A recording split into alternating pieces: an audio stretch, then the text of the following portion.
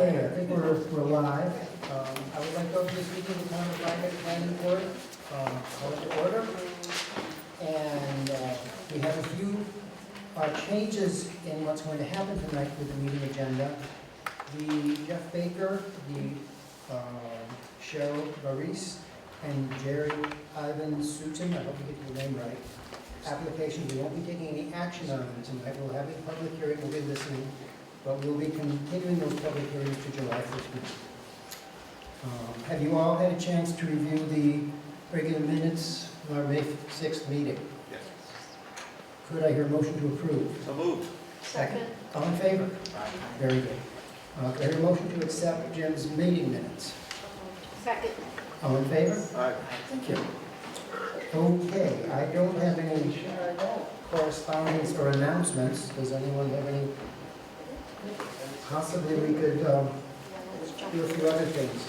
We have a request from Paige Shepherd for a time extension on getting the sign off on their subdivision. They have well, it was a subdivision, so they could do the lot line alteration. They were swapping land, so it was moved back to this property and whatnot. And I have a resolution in consideration of a written request timely made. The Town of Rhinebeck Planning Board hereby grants a 3-month, 90-day extension to the satisfaction of conditions and or requirements set forth in the Planning Board's approval resolution of December 17, 2018, thus extending the end date for such satisfaction from June 17, 2019 to September 17, 2019. Could I have a motion to approve? Second. Second. Any discussion? All in favor? Aye. Thank you. Okay. Now we have, yeah, I think we had a few questions about the 3 ZBA referrals, did we not? Or we can go straight now.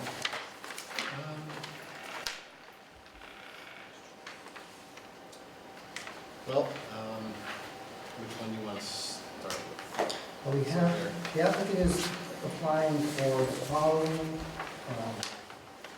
following variances. Accessory dwelling square footage, increasing the square footage from 900 square feet to 1,864 square feet for an accessory structure. This includes the second floor apartment and the first floor entrance and mud. A rear yard setback going from 50 feet to 36 feet.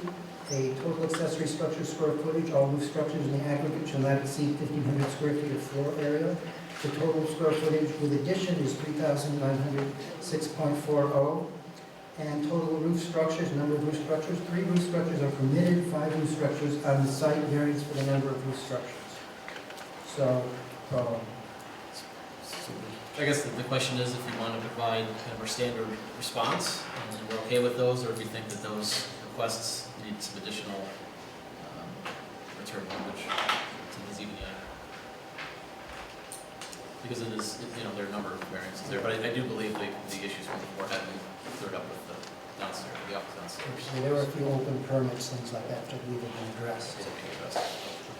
I personally did not find any issues with these, but anyone else?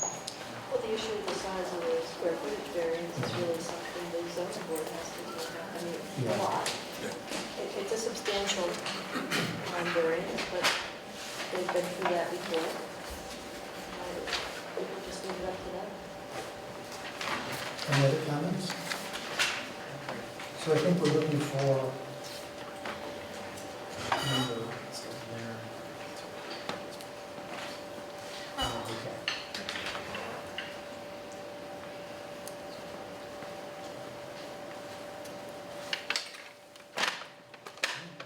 I mean, looking at your draft down there, you're offering us a choice in terms of moderate or significant, or you just would put them both in the language?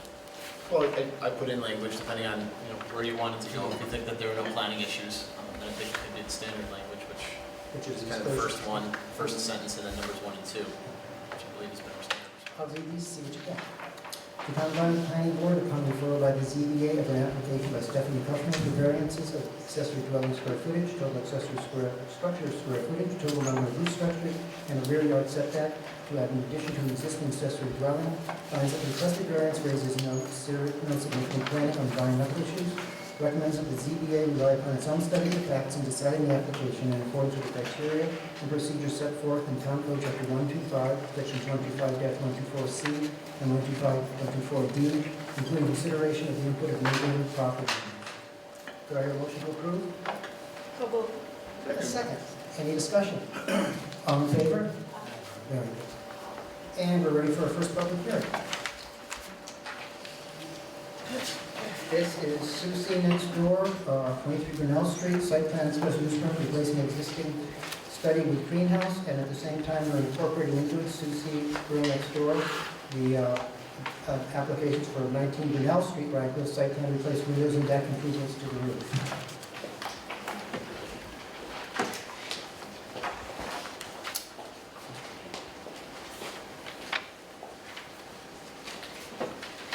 Good evening, everyone. My name is Susan C., and I am the property owner of 19 Grinnell Street. Michelle Lecaditto is our project manager, and she'll be describing what we're planning to do. Basically, there are 3 structures on the site, and we're going to do a little alteration to each one of them, sometimes major and sometimes not. So I will pass the mic to Michelle. Good evening, everyone. The first building we're going to talk about is the Grinnell Street study. And the scope of work is to remove and salvage the existing building. Susan's going to take it to another property. And we'd like to replace that footprint with a greenhouse. And I'm showing the volumes here so you can see the difference. Just a little background historically on that. I'm seeing that when I did my historic research, the assessor's record from 2009 is calling it a study in 2001. And then the historic district records were showing it as just as a lot, which was interesting. And then a moment before that, in 1963, the assessor shows it as a garage. Evidently, it was built in 1920, whatever it was. I don't think this is it, though. But anyhow, can we see A2, please, Jim? Oops. One second. So this is an image of, I pushed it out of the way. This is an image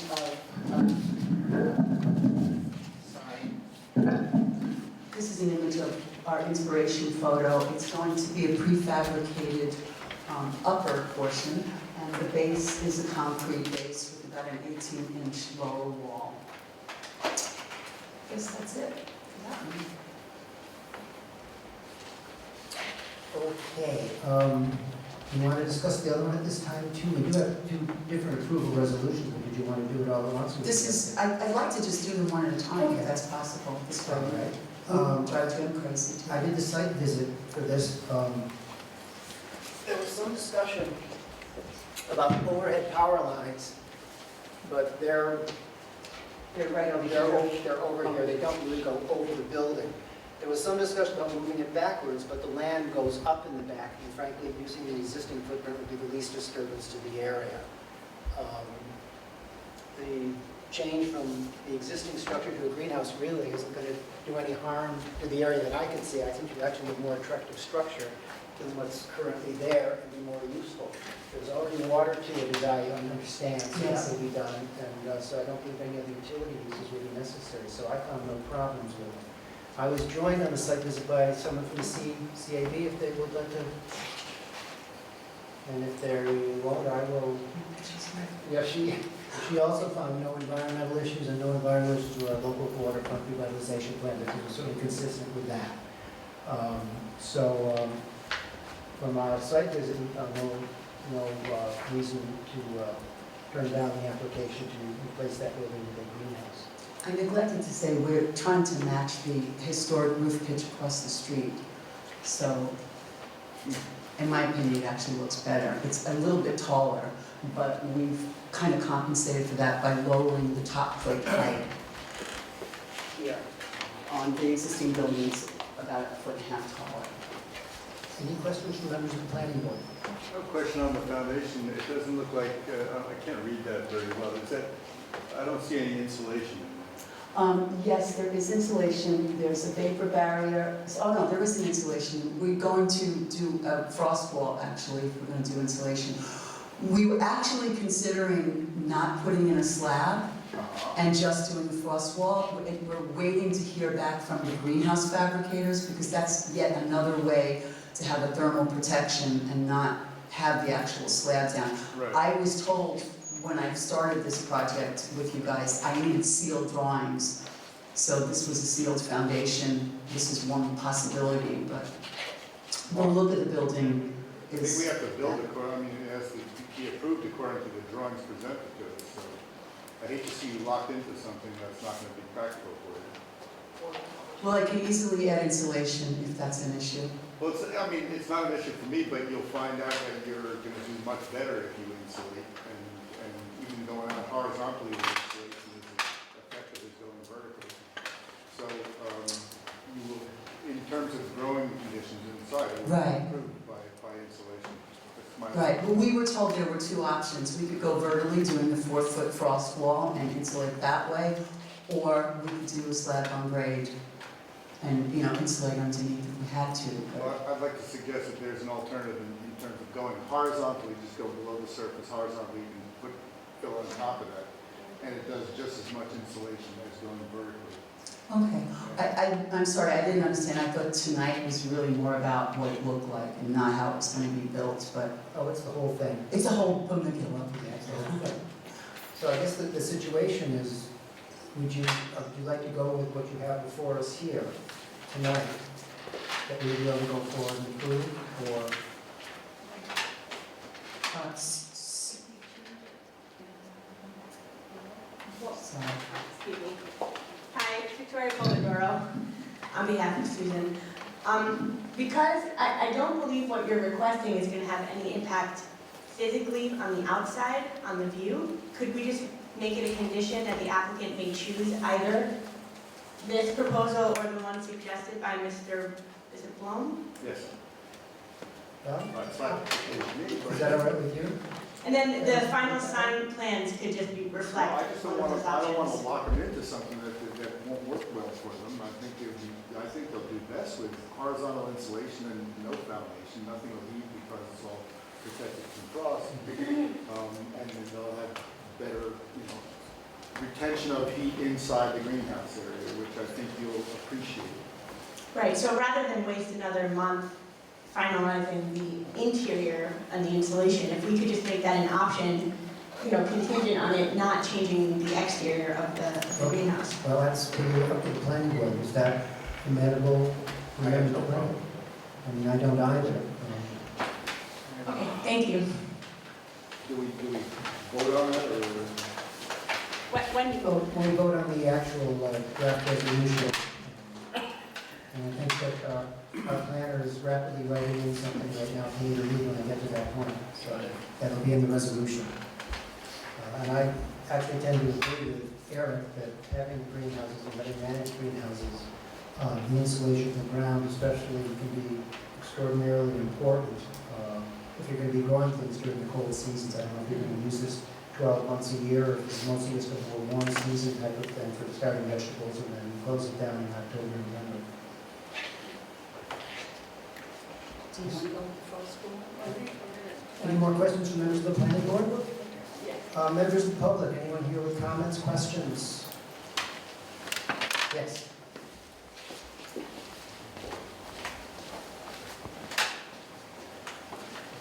Hi, I'm Richard Kopashansky. I live in Rhinecliff. And I think in this day and age of people taking the building that's already there, and the concept of maybe coming in for a variance, putting a kitchenette and making it a wonderful Airbnb, what a wonderful breath of fresh air this is, I think, could be. And I think taking down a solid building and putting up a greenhouse would be great in Rhinecliff. Thank you. Thank you, Richard. Is there anyone else? Could I have a motion to close the public hearing? So moved. All in favor? Any second? All in favor? Thank you. How are we doing there? If you want to get started reading, Oh. All right. Town of Rhinebeck Planning Board hereby acts as follows in the application by Sue C. Girl Next Door for site plan approval and special use permit approval for a greenhouse under Town Code Chapter 125, respectively, at 23 Grinnell Street, Rhinecliff, within the Rhinecliff Hamlet zoning district, the Rhinecliff overlay, and within the local waterfront revitalization area, Hudson River Historic Landmarks District, and located along a scenic road, Canal Street. All is depicted or described in the application materials and plan sheet by Paul A. Dawson, DE, dated March 23, 2019. 1. Reaffirms proposed actions at type 2 under seeker for which coordinated environmental quality review is precluded, based upon review of submitted information, including reports from the planning board members and the CAD-WAC members on their site visit for project property, finds that the proposed work is consistent with the objectives stated in Chapter 125. With regard to the policies of the town's LWRP, finds that the proposed actions as depicted and are described in the above referenced submissions are consistent with those policies. Am I getting there yet? Oh, let's see, that's good. Okay.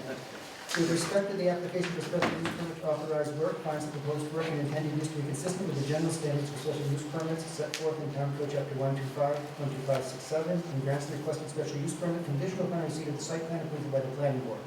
With respect to the application for site plan approval, A, finds the proposed work and intended use to be consistent with Town Code Chapter 125-72, approves the application inclusive of the application materials and plan sheets by Paul A. Dawson, DE, dated March 23, 2019, authorizes the planning board chair to stamp and sign the above cited site plan upon the applicant's satisfaction of the below conditions and requirements within 6 calendar months of the adoption of this resolution.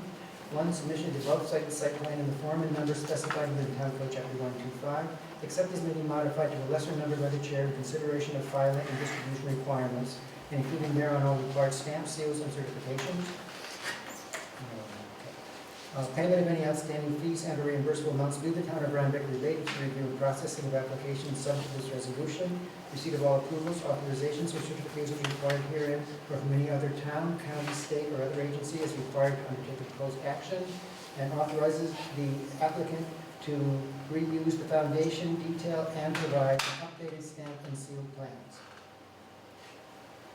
Does that sound good? Okay. In taking this action, the planning board further authorizes the town's zoning enforcement officer, zoning administrator, and/or building inspector following receipt of the above cited site plan stamped and signed by the chair to issue first a building permit and subsequent certificate of occupancy use for the proposed single-family residence and related site improvements upon their determination of both the terms of this resolution and all their applicable codes, laws, rules, and regulations, including but not limited to provisions of the New York State Uniform Fire Prevention and Building Code, and within the purview of the CEO, ZA, and/or building inspector have been satisfied. Thank you. Could I hear a motion to approve? Moved. Second. Any discussion? I'll poll the board. Eric? Aye. Sharon? Aye. Melody? Kathy? And I vote aye. We have greenhouse. Thank you, greenhouse. Now we have site review, replace windows, deck, and improvements to the roof at 19 Grinnell Street. I'd like to ask a question. I just wanted to make sure about the foundation.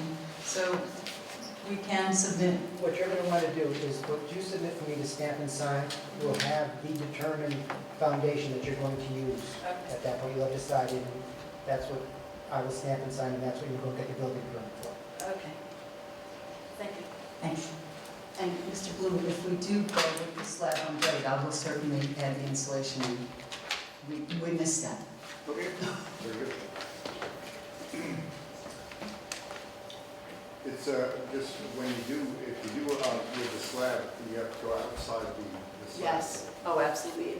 This engineer is, he's going to overkill that. Okay. Jim, if you have front roof canopy add on, that would be great. And this will help me to,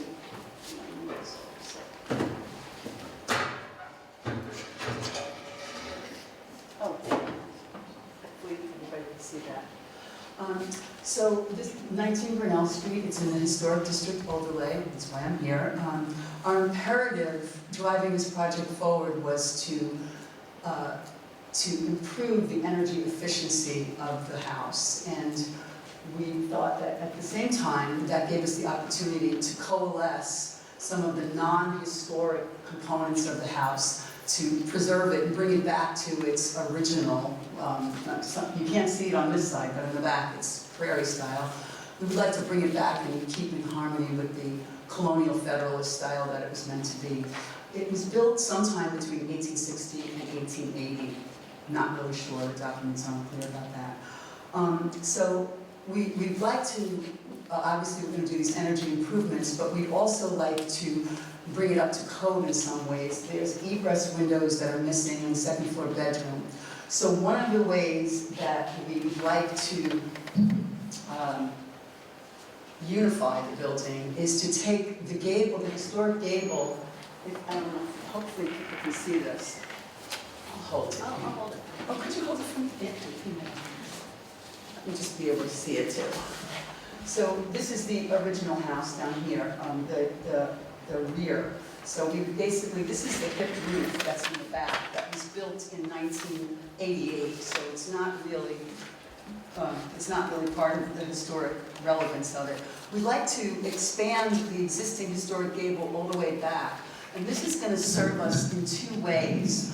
For one, it's going to actually create a usable bedroom. This is a miniature bedroom. The side plate heights are 5'7". I think it was built for toddlers. But more importantly, it's going to enable us to put an egress window in this end, because right now there are none. It's not up to code. Let's see. And the energy efficiency improvements will include all new windows. The premium Marvin 2/2, which is the original look of the house in the front. We're also going to change all the exterior doors into Simpson or a comparable product, a thermal historic door. And we are going to obviously put an egress window in the front bedroom as well. So there's another roof improvement, and that has to do with the canopy in the front of the house, which you can see here.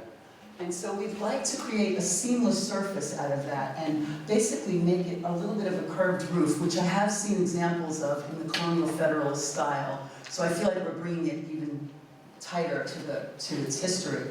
The other thing we'd like to do is to make the deck a little more shallow. Now that deck was put on in 1991 according to the assessors, and if you look back into 1950 and some of the older documents, you'll see that the deck was originally what I'm proposing, a more shallow deck. The other thing about that is right now it has neoclassical columns, I guess it's classical columns on it, and you don't see those appear on any of the documentation before 1988. So I'm not quite sure when they went up, but they don't really seem to fit the look of the building, and we'd like to replace those with something that looks more like what it used to look like about a 6x6 by the time we trim it out, so it would be a square post, like the original documents that I saw in the historic library. I guess that's about it. I'm sure you'll have questions. Thank you, Sue. Okay, are you all set? I think I am. If I forgot something, you guys are going to remind me, I'm sure. No, that's a possibility. I also did the site visit since it was right across the street, and I went through this with both Michelle and Sue. The only things anyone's going to see from the front are the windows, which are going to be basically replaced with windows of a similar design. And the slight curvature of the roof, which I think is actually going to be more attractive than sort of what's somewhat hackneyed thing that they're at this point. The other real improvements are in the back of the house, which you're not going to see unless you're at Sue's house. They actually look a lot better than what's there right now. I personally found no problems with the proposal. The columns they have there are extraordinarily odd because they clearly don't belong in a house like this. They're sort of like big elephant legs, and they sort of, well, they're just not really attractive. So I think that that's going to actually be removed in the front. So I think what you're planning to do is actually going to be very, very good for the building and for the Rhinebeck neighborhood. The CAB person was there and concluded that they saw no environmental issues with it, and they also felt it was consistent with the LWRP.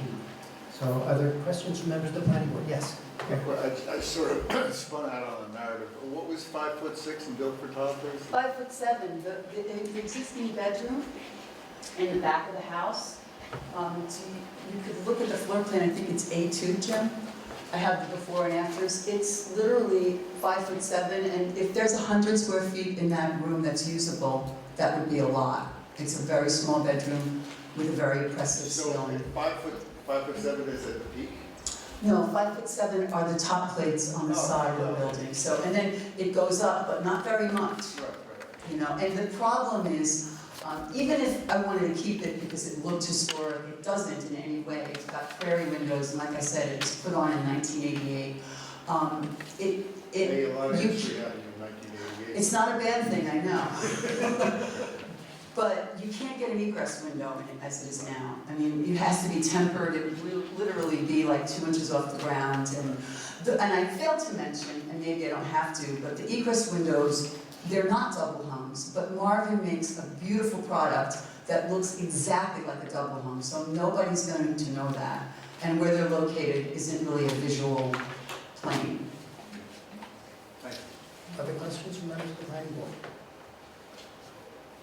Members of the public, questions, comments? Richard? Okay. I'll comment.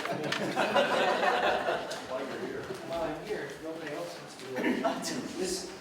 These are incredible improvements. I mean, I know the house. I agree with you with the elephant legs. I was thinking that. I think it was Eric Roberts who did all those things in '88, right? When he had the house. So, and you just, you know, replacing all those windows would be so terrific because it's just, you know, Costco isn't $1.20 anymore, the gas. So anyway, I think they're great improvements, and I think it'll really improve the little walk up Grinnell Street. Thank you. Any other comments or questions? Hearing none, could I have a motion to close the public hearing? Second? Second. All in favor? All right, another resolution. The Town of Rhinebeck Planning Board hereby acts as follows. The application by Sue C. Girl next door for site plan approval and special use permit at 19 Grinnell Street within the RH Rhinebeck Hamlet zoning district, the Rhinebeck overlay, and the local water revitalization area, Hudson River Historic Landmarks District, and located along the scenic road Grinnell Street.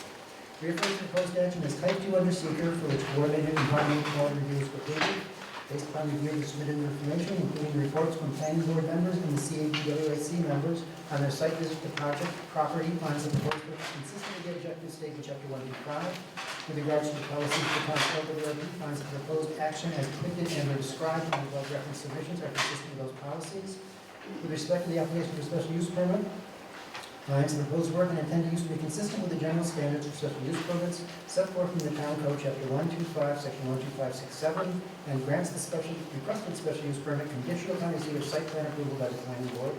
With respect to the application for site plan approval, finds the proposed work and intended use to be consistent with town code, chapter 125, 12572, and approves the application inclusive of the application materials and plan sheets by Craig Rivers Design Studio and Paul Golson, PE, dated 1/14/2019. Authorize the planning board chair to stamp and sign the above cited site plan upon the applicant's satisfaction of the below conditions and requirements within 6 calendar months of the adoption of this resolution. Submission of the above cited site plan in the form and number specified within town code chapter 125, section 12578B, except as may be modified to lesser number by the chair in consideration of filing and distribution requirements, and including thereon all required stamps, seals, and certifications. Payment of any outstanding fees and reimbursable amounts due to the town of Rhinebeck related to the review and processing of applications subject to this resolution, receipt of all approvals, authorizations, or certifications required herein, or from any other town, county, state, or other agency as required to undertake the proposed actions. Could I hear a motion to approve? So moved. Second. Any further discussion? I will poll the board. Kathy? Aye. Eric? Aye. Sharon? Melody? And I vote aye. I have one more. Oh, you do? Yes, the accessory building in the back of this. Oh, that was, we have that? Said they did. Well. Was that a separate application, or was that part of this application? It was part of this application because it's on the same site, but I was told to fill out some of the forms separately. Oh. Oh. Well, it was built in the 1950s, so maybe that's... I thought it was part of the same application. It is part of the same application, but there's... This was the one that was originally in violation, Right. and we pulled the kitchen out, Right, right. put it back in. And I did, and during And the that site was on visit, we did review that, and once again, we found no problems with it, no issues with it. I thought I was directed that we were gonna have a public hearing on that as well. Because it's the same application, but it was 2 applications filled out for each, one for each house. But it was all together. I could present it. Well, It'll be the same, it'll be the same, it said it'd be the same be the resolution. same resolution The accessory Yeah. structure is on the same site. for the accessory structure, right? It's very small modification, it's just, So why don't you describe what it is? well, I think that Jim's probably got my drawing there. Jim, it would be accessory Grinnell A2, and that will say it all. That's the elevations.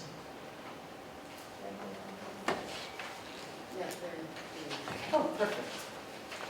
So what we'd like to do, that's the before, the red is what I'm taking out, and the blue is what I'm putting in.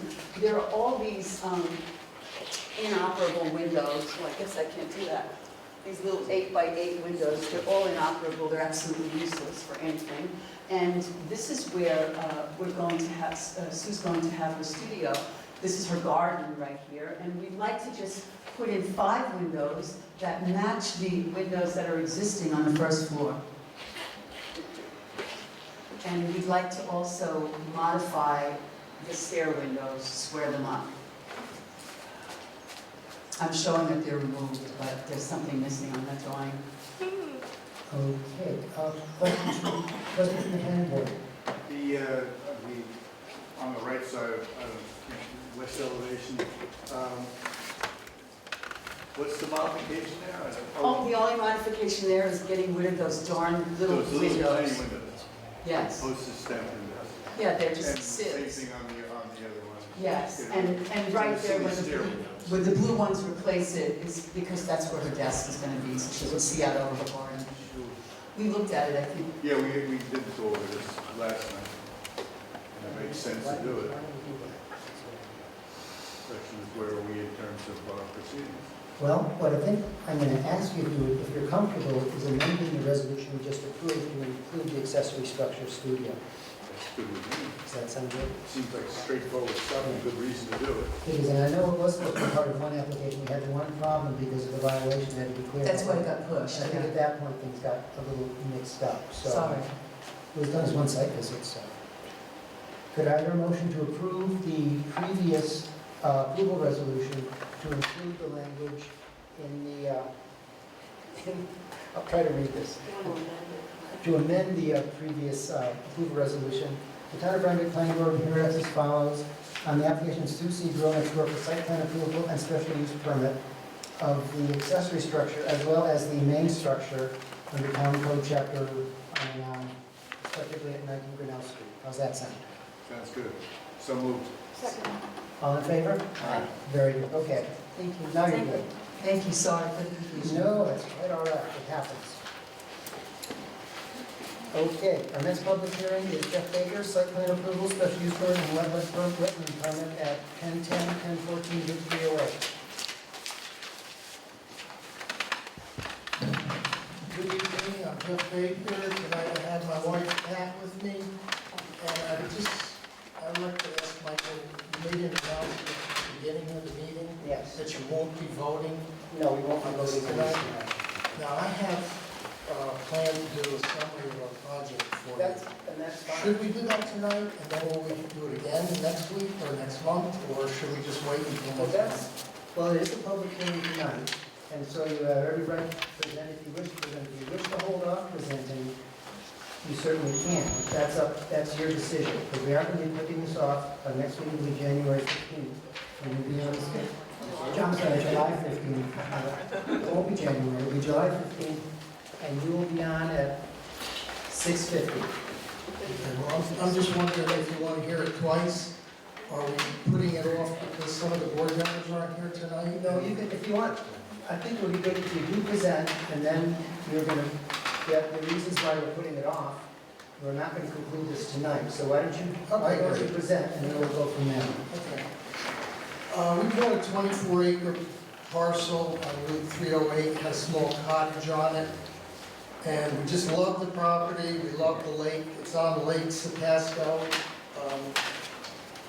This little peninsula here is on the lake, and that's where we had hoped to build our retirement home. We not only love the property, we love the lake, and we care about the lake. We've joined the lake committee, we've gone to all the meetings,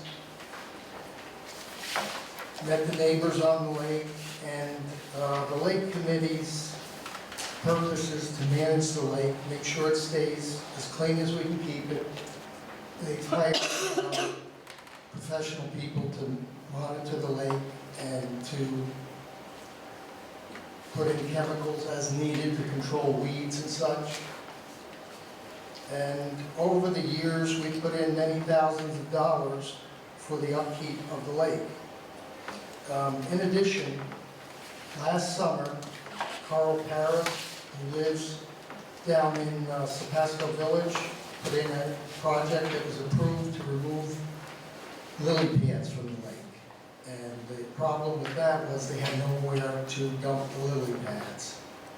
And we offered our property, since it was undeveloped at the time, they could all be dumped there to save all the neighbors the problem of destroying the property. I do have a picture of that. I don't know, Jim, if you can show that. Which front, look. Yeah, the lily pad one. That's one pile of many that was dumped there. They had a floating barge with like a small backhoe on it, and that's how they removed the lily pads. I also volunteered to take care of disposal of this with the tractor, with the dump trailer, and remove it to another part of my property. I've also obtained signatures from several neighbors saying that they do not object to our project or building the house there. I've also received a letter from Adam Weiss, the CEO of Rhinebeck for Children, the camp that is down the other end, stating the same thing, that we've been good neighbors and he has no objection so far to our project.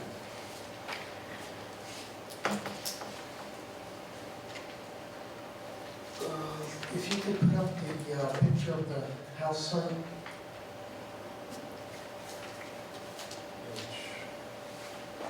View, yes. This is the proposed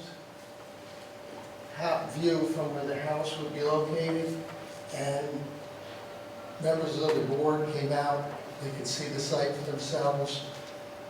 None of the other homes on the lake will be able to see our house, nor will we be able to see any of the other houses due to the setback and the trees that exist.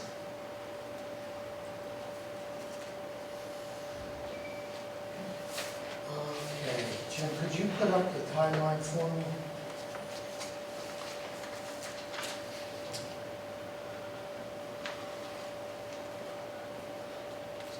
We first started this project back in October of 2017. We met with Chairman Trimble and your planner at the time, Mark Rod, to discuss the possibility, the feasibility of putting a house on this peninsula on the lake. And at that meeting, the biggest hurdle we were told was to get a septic system designed for the house that the Board of Health would approve. In addition, we were told we would need a special use permit because there would now be 2 homes on one parcel, and we would need a wetland permit because we would be building in the wetland buffer zone. However, the main thing we were concerned about was we did not, we're 61 years old at the time. We wanted to build a retirement home that we could use. We didn't want to waste a lot of time. We didn't want to waste a lot of money unless this project was going to be feasible. But we left that meeting feeling it was feasible, the big hurdle being the septic system. So then we proceeded to hire an engineer to start working on septic designs. When they were close to being ready, we met again with Chairman Trimble and went over what the process should be. we were told to submit for a building permit, knowing that it would be rejected because we needed the special use permit and the wetland permit. And at the time, we were told there were no zoning issues, just 2 permits from the planning board. So in November of 2018, we met with the planning board to begin the process. And at that meeting, I was told our site plan was not adequate. We needed to have the wetlands mapped and many other updates to it. So that was all taken care of, and we submitted back in December 2018, came before the planning board again with the revised map that showed the wetlands and all of the other requirements of the planning board on the site plan. At that meeting, we were informed that we did have a zoning issue, that the small cottage on the property was closer to Route 308 than our proposed main house that we plan to build. And that would require a zoning area variance. At that meeting, we were told it was not a big deal, just go through the process, and then we could come back to the planning board. Well, 4 months later and $2,300, the zoning board did approve that variance for us, that the small house could be closer to the road than the large house.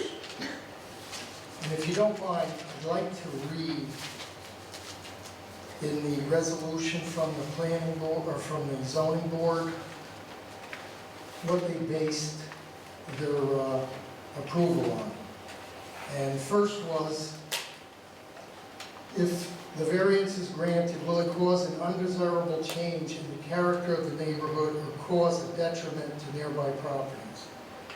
They found the answer to be no. The property at nearly 25 acres and with an apparent abundance of possible home sites can easily accommodate 2 structures located as proposed with minimal impact on the neighborhood or adjacent properties. All ZBA members visited the site at least once and assessed the potential visual impacts to neighbors. Upon their observations, they found that the proposed location for the new principal dwelling would not substantially negatively impact any existing neighbors' views or properties. Its location will largely be shielded from adjacent neighbors, and it should not be visible from Route 308. Second factor, can the benefit sought by the applicant be achieved by some method feasible for the applicant to pursue other than an area variance? They found the answer to be no. Although there may be several possible home sites to select from, the benefit being sought is a lakefront location and view that cannot be achieved without the requested variance. Third, is the requested area variance substantial? The answer, no. Given the large size of the property, this variance is relatively inconsequential in terms of setback from the frontage road and overall build-out otherwise allowed as of right. The existing cottage is minimally visible from Route 308, and thus the proposed siting of the principal dwelling behind the cottage is not considered a substantial variance. Fourth item was, will the proposed variance have an adverse impact on physical or environmental conditions in the neighborhood or district? The answer, no. Although it was evident that tree clearing occurred previously on the property during the ZBA site visits, the ZBA reviewed the building department's file and found that such clearing had been noted and resolved. There are no outstanding violations that would prevent the ZBA from issuing any approvals. Moreover, the applicant is taking appropriate steps to mitigate the proposed structure's impact on adjacent properties and proximity to the lakefront by using existing topography and woodlands and locating the septic field well back from the lake. The applicant is presently before the planning board for a wetlands permit, among other approvals sought. We defer to the planning board's review for any potential impact and mitigation for building within the wetland buffer. Lastly, is the alleged difficulty self-created? They find the answer yes. The need for the variance is due to the applicant's desire to site the proposed structure on the lakefront.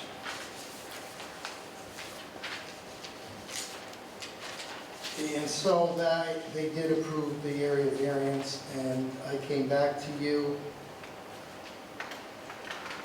in, let's see, May of 2019, having obtained that zoning area variance. Let's see. And at that May 6, 2019, you passed the procedural resolution so that we could have the public hearing.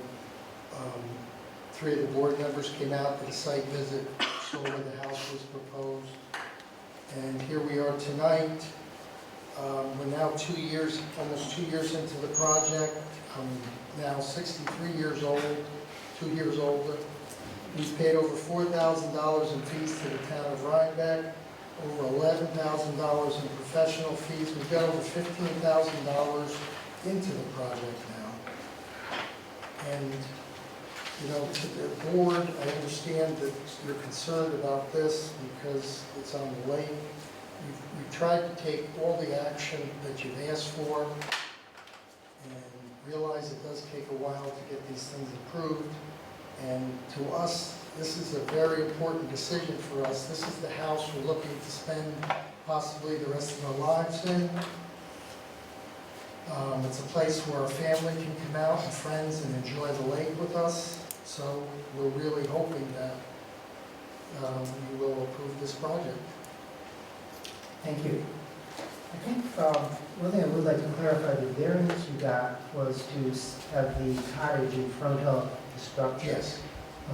Basically, the comments by the ZBA would be referred to that particular variance rather than any other aspect of the project, because that's precisely what their responsibility was for that variance, whereas, of course, the planning board is responsible for the wetland permit and the special use permit allowing the accessory structure.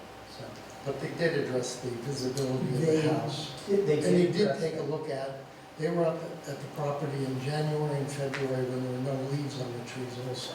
True, but I think what I'd like to do is just read part of our wetland law so everyone's aware of what our responsibility is here. So I think there's maybe some confusion. All right. Standards for wetland permit decisions. Considerations in approving the modifications or denying any wetland permit application, the planning board shall consider the following: all evidence offered at or before any public hearing, all reports from federal, state, or town agencies and other municipal boards, habitat assessment as described in Article 12559 of the zoning law, including advice from the CAB, avoidance of impacts to regulated areas by keeping regulated acts outside regulated areas shall be considered the highest priority. Regulated acts that can be located outside regulated areas shall be so located.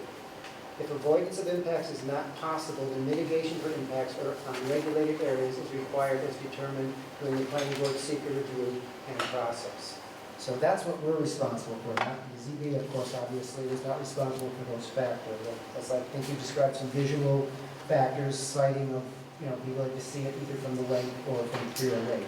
Our responsibility includes that, but it also includes the environmental considerations that the wetlands law places that responsibility on us. And that's basically what the concerns were that we did our site visit. I know that we discussed it with you at that time, so I know we're not surprising you with anything here, that you know we have the concerns. And I think we were pretty detailed in it. Sharon and Edna and I did that site visit, and Edna asked if I could read. She can't be here tonight. She asked if I could just read what she wrote up a report for us. And I'm going to read, well, most of it. I don't think we need to. All right. The site visit was made on Thursday, May 23rd by Sharon Sherrod, Michael Trimble, and Edna Lockman. Finding: the proposed house site is at the end of the narrow peninsula that winds through wetlands that borders the Pasco Lake and ends at the shore of the lake. The width of the peninsula between the wetland boundaries on each side ranges from about 50 to 150 feet. On the day of the site visit, there was standing water in the wetlands on both sides of the peninsula near the house site, and so it was surrounded by water on 3 sides. The nearest distance to the wetland boundary from the proposed garage is about 4 feet on the east side and 53 feet on the west side. The proposed house, the nearest distance to the wetland is about 12 feet on the east side and 22 feet on the west side. The front of the house is proposed is about 50 feet from the edge of the lake. The area in front of the house site is completely cleared of trees and shrubs, and no other houses are visible along the shore from the site.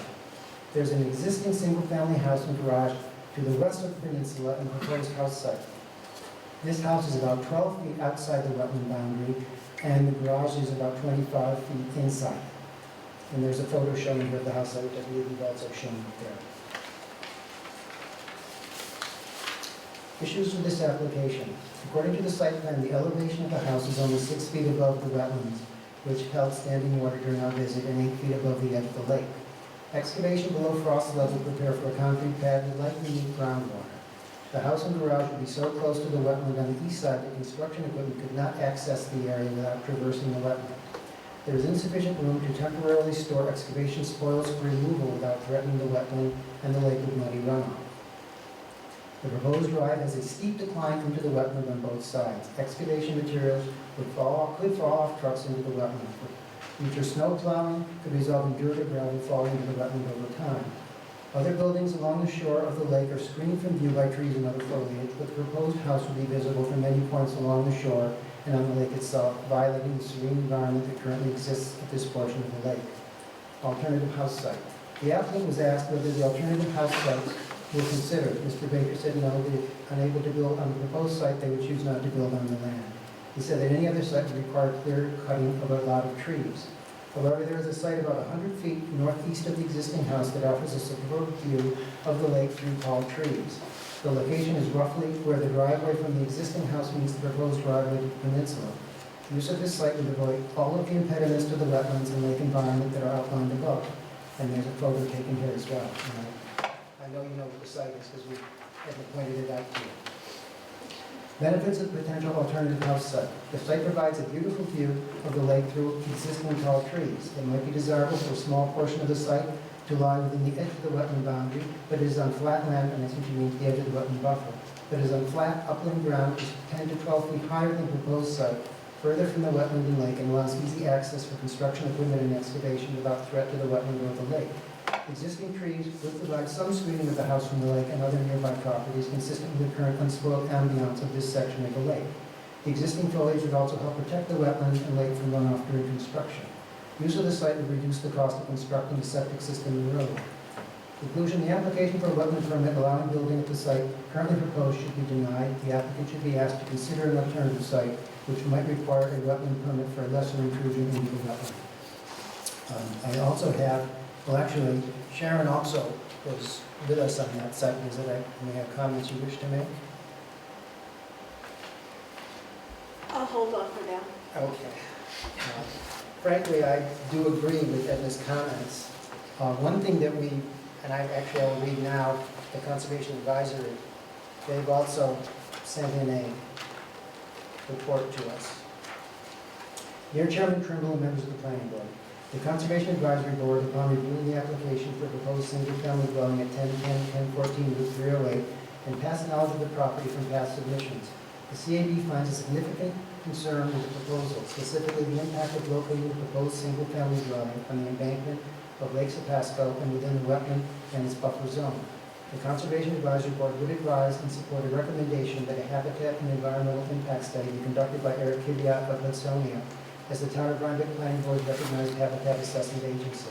The Conservation Advisory Board also stands with the Planning Board in any recommendation and or suggestion for other building locations to be submitted and explored.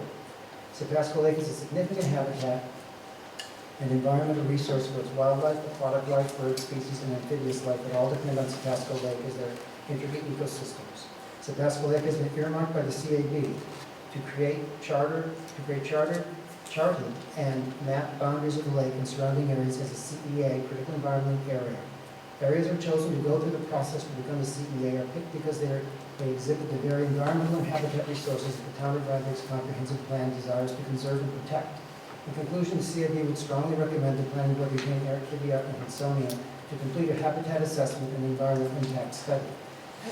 the applicant and their representatives work with the planning board to explore other building sites, location in order to relocate the proposed single-family dwelling away from the wetland and its buffer zone. I believe that the town of Rhinebeck is already undertaking with Hudsonia a habitat study of Sapasco Lake. I believe that's correct. I've undertaken a habitat study, which I presented and, submitted to the town of Rhinebeck. That was, I believe, as I recall, that was for the beach, the Yes, what it did. but it took in the whole area around the peninsula. Well, that's something, if you could resubmit, we have for a copy, if you could resubmit that, and I would also like to see exactly what Eric Anzoni has done already in terms of Pasco Lake for the CEA. We did go over the possibility of it with you, of the alternative site. One of the problems that I always had with the proposed septic system there, and my assumption was that the health department would be following their guidelines for locating septic systems and septic system components, is that for such things as the septic tank, pump stations, and any piping, things of that sort, they require a 50-foot setback from open water, which obviously a peninsula is surrounded by open water.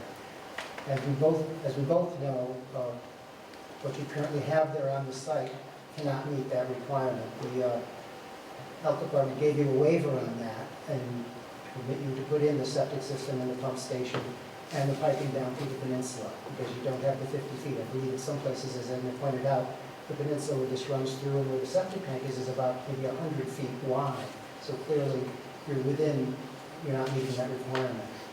I was not aware that they would waive a requirement like that, such as that on open water, when I was talking with you. And I spoke to Dave Pearson about it, and I know that he has tried to put some other restrictions, or not requirements on the system. It's a force system, a pump system, up to the leach field, which is located in a proper location away from the buffer zone, away from the open water.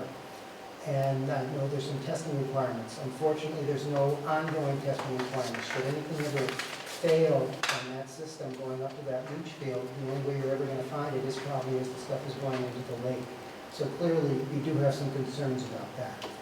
As our wetland law requires, if there are alternative sites to be looked at, that's something we need to give serious consideration to. As it says, avoidance of impacts to regulated areas, and the buffer is a regulated area, by keeping regulated acts outside the regulated areas shall be considered the highest priority. At this point, even relocating it to the site which Edna suggested to you would still be within the buffer, but not to the extent that the proposed site that you have here now is within the buffer. So that is something that we seriously need to seriously consider as a possibility.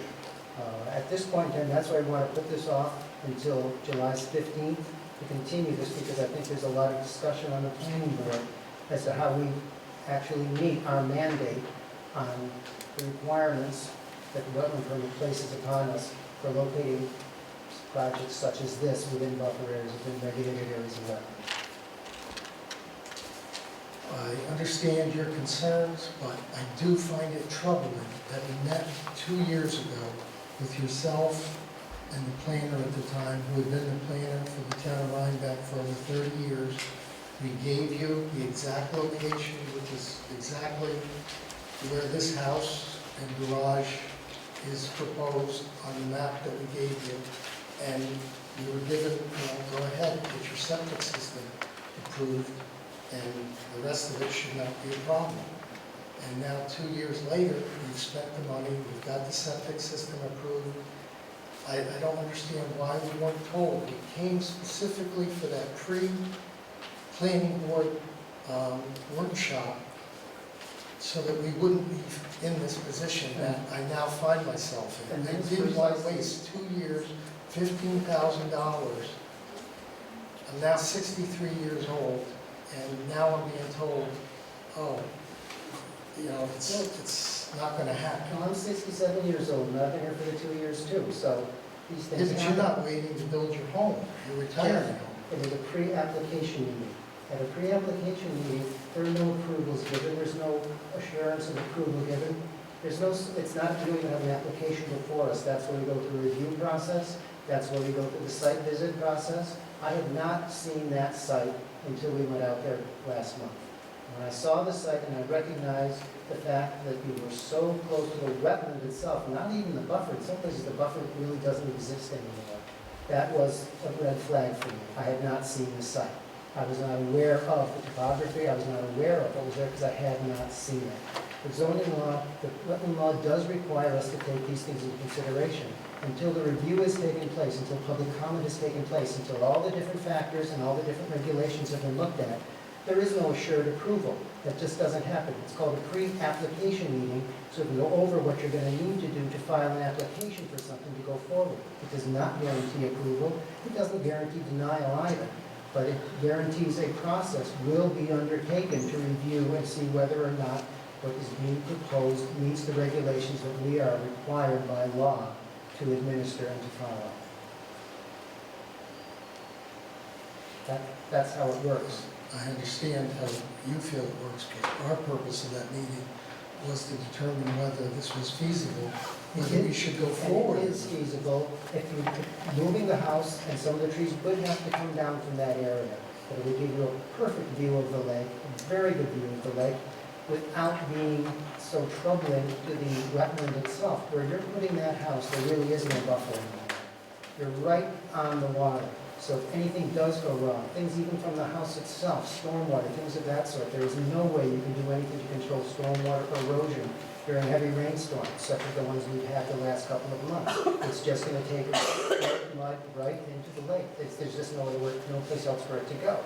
So the alternative site that Edna suggested is one very good possibility. You could still have a perfect view of the lake out in that peninsula. You could have some sort of, say, a little pergola, something like that, have your canoe out there, a wonderful place to sit and look without doing any harm whatsoever to the wetland environment itself. It's not an unreasonable, and I don't believe it's an unreasonable, but I'm quite sure you feel differently. You'll still have your view of the lake, you'll still have a very nice house there. It'll cost you a whole lot less to put in a septic system because you're not going to have to put in all that special piping and things of that sort to the leach field. So from a financial standpoint, it'll be a much less expensive structure to build.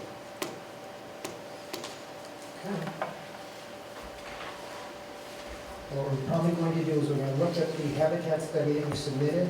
I'm going to find out what has already happened with the study that the town of Rhinebeck has undertaken for Sapasco Lake, and if anything further is done, we'll speak with Hudsonia, see if there's anything further they feel needs to be done to study the habitat itself and report back to us for our July 15th meeting. And you'll of course get a copy of that report. Okay, thank you. At this point, I'd like to ask for a motion to continue this public hearing to July 15th at 6:50. So move. Second? All in favor? All in favor? Aye. Thank you. Okay, our next, Michael West has asked to have his hearing postponed to another time. I believe it's July 15th. Are we doing that, or we don't have a time yet for Michael?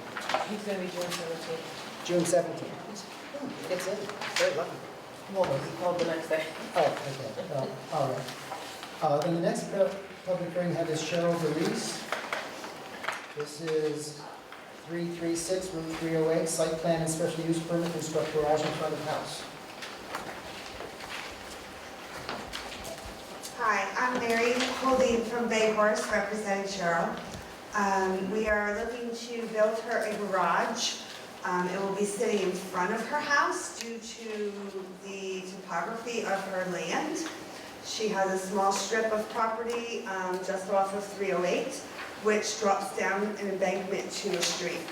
And then the rest of her property is on the other side. So we are proposing to put a 20 by 20 two-car garage, one story, off to the side of her house to the left. It will be sitting behind a fence that already exists. The height of the garage will be 10'6". The fence that is already there is about 6 feet tall. The board came out and checked the property and saw that really that was the only place to put it if we're able to. Any questions or concerns, thoughts? Okay, I think, Jim, I'm going to refer to you at this moment. You did a site visit yourself. I did. I went out there this morning. If you remember last time you were here, I said I was concerned about the dimensions shown on the Yes. plan. Yes. I double checked them on an aerial, and then I did go out there this morning with the wheel. Property owner gave us permission to take a look, and I did run it off, and the dimensions from the property line into the house and into the garage they're not correct. Right, this was actually supposed to be from the center of the road in, as I had said last time.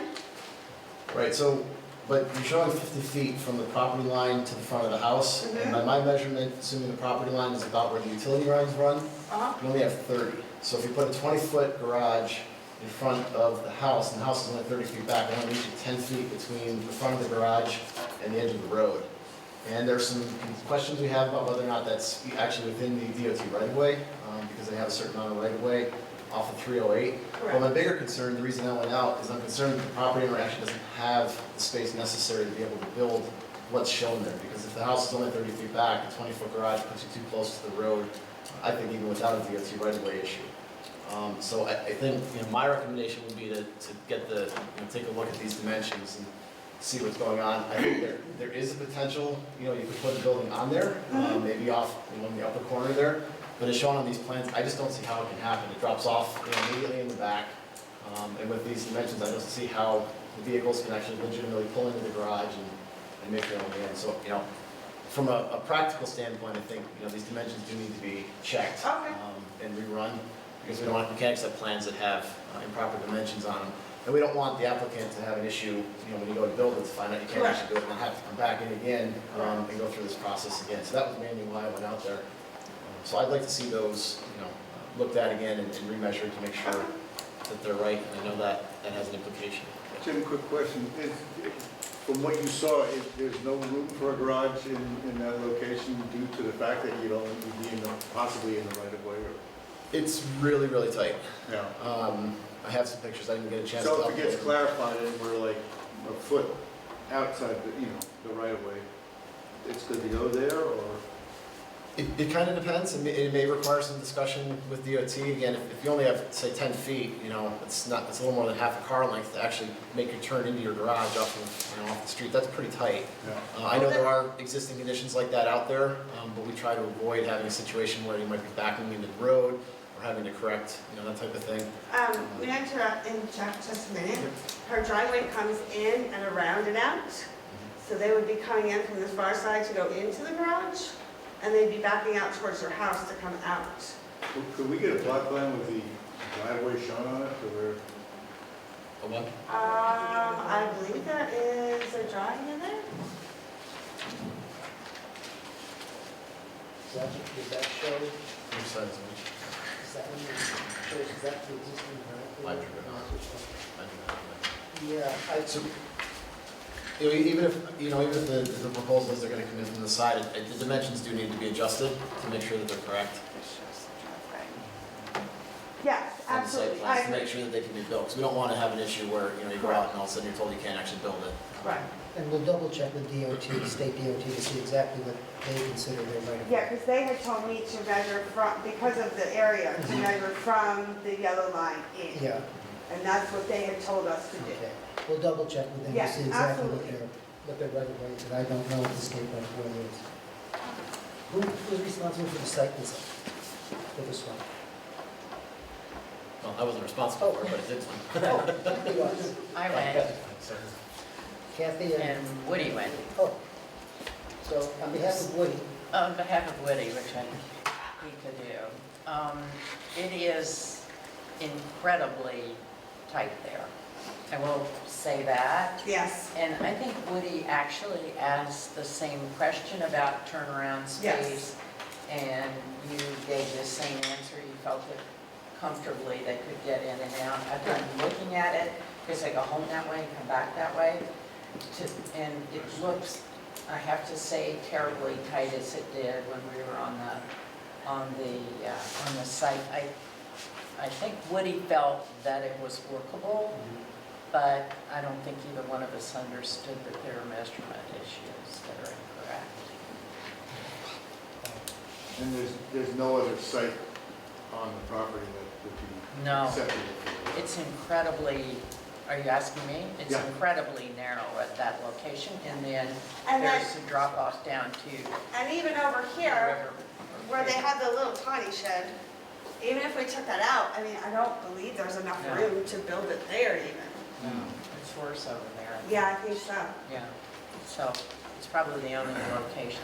I'm not saying it can't be done, but given that I think the measurements are off, I want to make sure the measurements are correct before we Yeah, go sure. back and take a look at this, because I don't, like I said, I don't want to go through the process and have an issue later. So And I wanna make sure agree. everything's, Makes measured up properly. Was anyone, the CB's not here. Was anyone see? I'm here. Oh, sorry. She was there too. I wear these, but they don't work. Oh, yes. You want to come? Yes, please, thank you.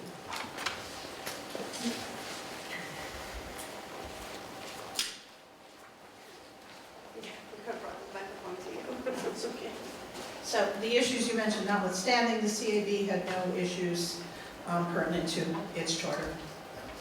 Thank you. Thank you. Other questions at this moment from the planning board? Questions or comments from the public? Okay, since we have some stuff we have to research and catch up on, I would like to continue this public hearing to July 15th at 6:55. Yeah, I should have. Could I have a motion to do so? Second. All in favor? Aye. Very good, okay. July 15th? At 6:55. Thank you. You're welcome. And are you going to contact DOT or shall I? We'll contact you. Okay. Just making sure. Thank you. Have a good Thank night. you. Okay, our next public hearing is Danielle Relier Gilmore, 287 Mill Road, site plan special use permit to construct a patio. Hi. Dave Freeman's on his way. Can we just flip Jerry and I, since he's behind me and he's here? All Is right, that acceptable? works for me if it's, Yeah. yeah, we're well past when you're scheduled, so it shouldn't be a problem. Anyone who wishes to speak to your project should, I would assume is here already, so we won't be. Is there anyone in the audience? Oh, is there anyone in the audience who wishes to speak to this, to Danielle Relier Gilmore's project? So we're not upsetting anybody. Not so far. Okay, well, yeah, I know, we'll get to that later, right? Okay. then we'll go- Always here. Okay, back to Danielle Relier Gilmore. All right, get on up there. Sorry.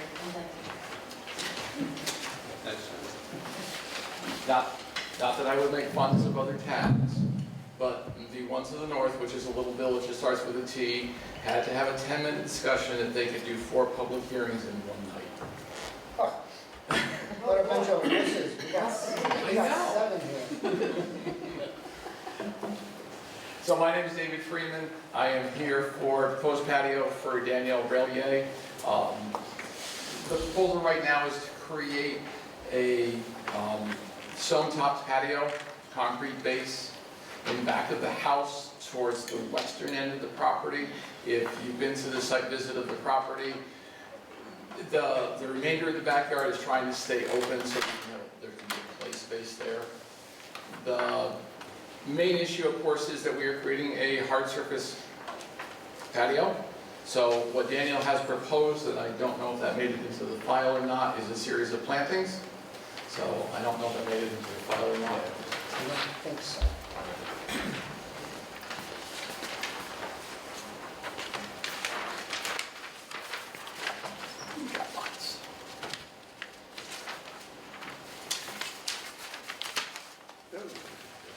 Pictures, actual plants. Colors, I know. pretty. No stone cabbage? No. That's good. There can't be a lot of people who know what stone cabbage is. And so one of the issues, of course, is this is a hard surface patio in the backyard, and trying to make sure that the water that does run off, that doesn't run into the stream. The stream that's there is an intermittent stream. It does not run all of the time. It is a type C. It is not labeled for either trout or trout spawning. So what we're proposing is around the area of the patio is the plantings that I gave you are pretty water intensive to absorb any sort of runoff that does come off of the patio. Yes. Eric? What's the surface area of the patio approximately? I believe it was, let's see, house patio is showing 1,200 square feet. 1,200 square feet, and what's the surface area of this planted ring? So it would be approximately 3 feet wide, and then around the exterior area of it, so it's almost I think it's around 400 square feet. Okay, and is any sort of preparation to be given to that area before the planting of this? Not extensively, as far as the plantings, so just the plants, filter fabric so that we don't get the weeds in between, and then mulch on top so that it can still be absorbed. So no underlying drainage per se. And just beyond this planted area is what? It's the runoff, so there's still lawn beyond it. And then Approximately how much longer then? as you're looking at the property, on the right-hand side, it is actually, there's only a couple feet. Towards the back, before you get to the tree line, I believe there's around... Perhaps not. My mistake, sorry. That's okay. So, to this side, it's very close to the property line, but actually to the top of the bank, there is only a couple feet. To the back here is about 10 feet before we get to the tree line, which is actually at the top of the bank. And so there's a tree line between this and Yes. the intermittent stream? Yes. Who did the site visit? Woody and I, Sure. we gave Danielle a hard time. Well, she appreciated it. We had no problems with this. It's a nice small patio. It's a good place for her little girl to play instead of in the driveway out the front along the Speedy Hill Road. I have no problem with her plants because she's done a beautiful job down there at the house with all her plantings. It looks gorgeous. So we have no problems at all. CAD report? I don't have the report. I know there was a site visit, but Yes. I haven't seen a report. Okay. Ryan, right? I sent it to you earlier. I can tell you preliminarily if that I don't think there was any if that is meaningful. You can tell us what you know. I can tell you Ryan thought it was well thought out and fine, Thank you. without an official stamp on it. Members of the community, anyone have a comment, anything, question? Anything further from the planning board? Could I remove to close the floor? I was just gonna say, I'm glad to see the plantings. We'd asked for that last time, so I appreciate you coming in and giving us a detailed sheet. And the only thing I wanted to mention is, with this patio, you're right at the limit for total block coverage. So just be aware of that if you want to do anything in the future on the site. She'll be back. Your lot coverage is pretty tight, yeah. But otherwise, we're good. Thank you. Thanks. Could I hear a motion to close the public hearing? Second. Second. All in favor? Aye. Okay, Thank you. somewhere I have a draft. I think it's right here. The Town of Granby Planning Board hereby as follows on the application by Danielle Villiers-Wilmer for site plan approval and special use permit under Town Code Chapter 125 at 287 Mill Road in the RA 10 Rural Countryside zoning district within the LWRP within the Hudson River Historic Landmark District and along Scenic Road, Mill Road. Reaffirms the proposed action is type 2 under seeker, for which coordinated environmental quality review is precluded. Based upon review of submitted information, including reports from the planning board members and WAC-CAB members on their site visit project, finds that the proposed work is consistent with the objectives stated in Chapter 125. With regards to the policies of the town's LWRP, finds that the proposed actions as depicted and or described in the above referenced submissions are consistent with those policies. With respect to the application for special use permit to authorize work, finds the proposed work and intended use to be consistent with the general standards for special use permits set forth within Town Code Chapter 125, and grants the requested special use permit conditional upon receipt of site plan approval by the planning board. And with respect to the application for site plan approval, finds the proposed work and intended use to be consistent with Town Code Chapter 125, approves the authorization approves the application inclusive of the application materials and plan sheets by D. Freeman, architect, dated April 18, 2019, authorizes the planning board chair to stamp and sign the above cited site plan and upon the applicant's satisfaction of the below conditions and or requirements within 6 calendar months of the adoption of this resolution. Submission of the above cited site plan in the form and number specified within Town Code Chapter 125, except as may be modified to a lesser number by the chair in consideration of filing and distribution requirements, including thereon all required stamps, seals, and certifications, payment of any outstanding fees and reimbursable amounts due to the town of Rhinebeck, engagement to review and processing of applications subject to this resolution, receipt of all approvals, authorizations, or certifications required herein, or from any other town, county, state, or other agency as required to undertake the proposed actions. Could I hear a motion to approve? A second. Any further discussion? I will poll the board. Eric? Aye. Sharon? Aye. Melody? Aye. Kathy? And I vote aye. Yep. You're good to go. Thank you for your indulgence for a little late. Okay, we have one more public hearing. Aye. Take care. All right. You're Ivan Sutton. Got site plan and special use permit, Rhinebeck Historic Market.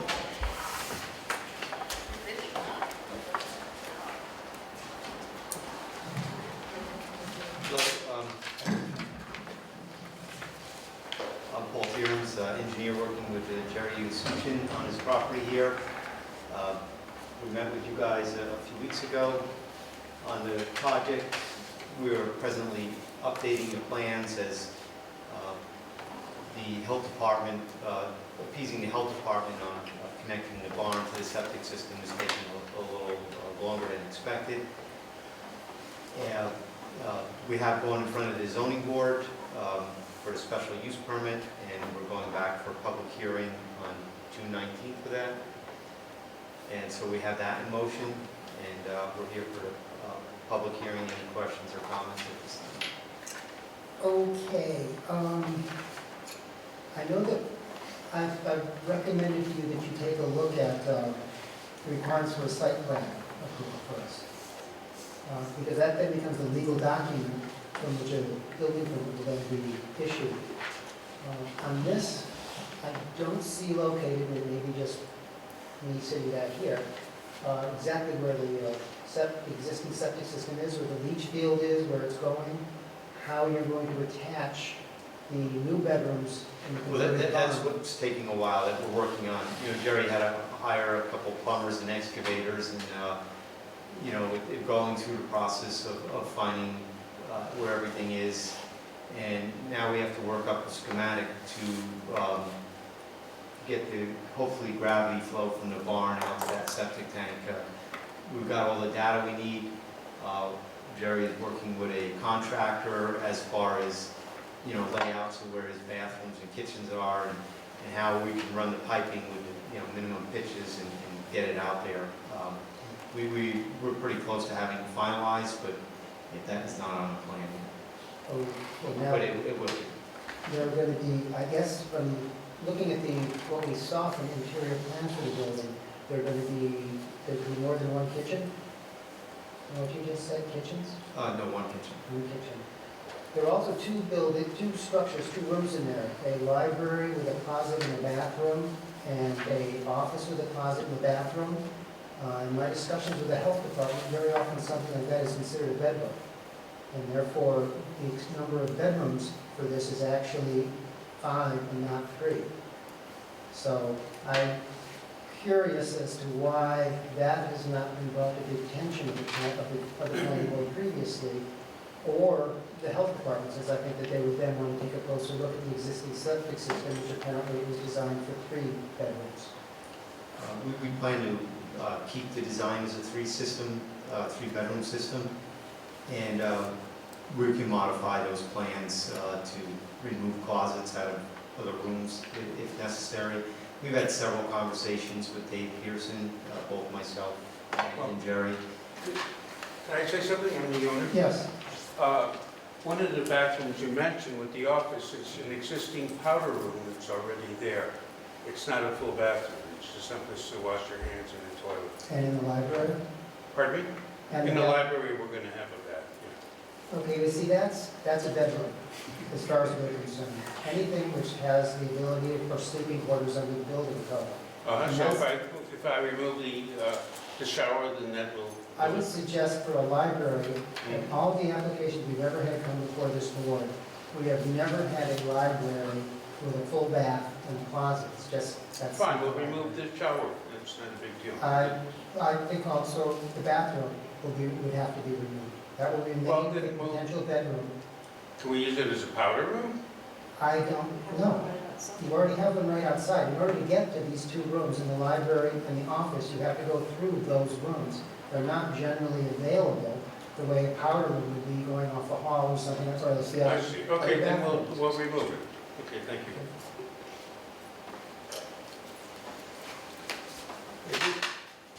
We're finalizing the floor plans still as, we're meeting, Jerry as an architect friend that's helping us go through floor plan and decorations and those things. So I don't believe our floor plan was finalized 100% anyway. But we will take those comments in because our intention is to maintain 3 bedrooms. Because I think I can speak for the planning board, and I'll tell them if I can't, is that a room with its own bath, private bathroom, and closet is considered, in the state of New York, to be a bedroom. And if it turns out that it also has a hardwired smoke detector and egress window, there is no question that it is a bedroom. No, I agree with your assessment. So we have dealt very often, bins, things like that, which turn out to be bedrooms, and people then go to sell the house, and all of a sudden there's more bedrooms than they're supposed to have.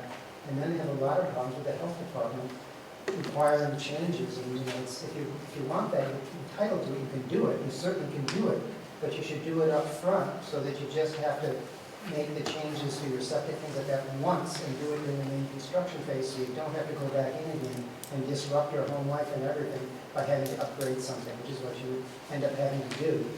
If you were to sell the place and you had more bedrooms than you allowed, or something else turned up there in the assessment like we're doing now, and all of a sudden there are more bedrooms there than we have on our plans or on the building permit in the CL. So I mean, for your own sake, you want to make sure that what you do and what is approved is actually what happens on the ground, so you don't get yourself into a financial bind later. Okay. Jerry and I have had several discussions with this, so we'll make sure we finalize so the bedrooms and the health department match the floor plan.